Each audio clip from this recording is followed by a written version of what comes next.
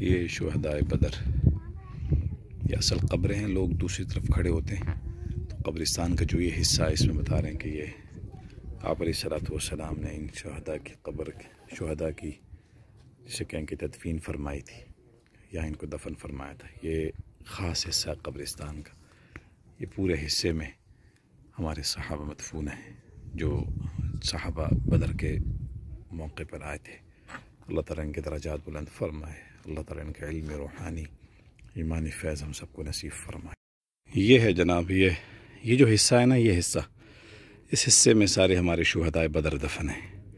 سبحان اللہ، خاص کیفیت جب بندہ بنائے، اللہ سے دعا کر لے نا اور ان کے درجات کی بلندی کی دعا کر لے، ان سے اللہ تعالیٰ ان کی قربانیوں کا واسطہ جب اللہ کو دے دے تو اس کے بعد ایک خاص کیفیت محسوس ہوتی ہے۔ ساتھیوں نے محسوس کیا کہ خاص خوشبو، ایک خاص ذائقہ، ایک انسان ظاہر ایک نفسیاتی کیفیات بھی ہوتی ہیں، اس کو محسوس کیا جاتا ہے۔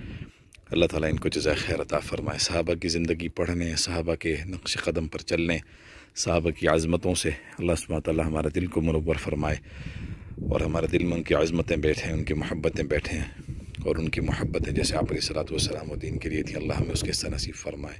السلام علیکم۔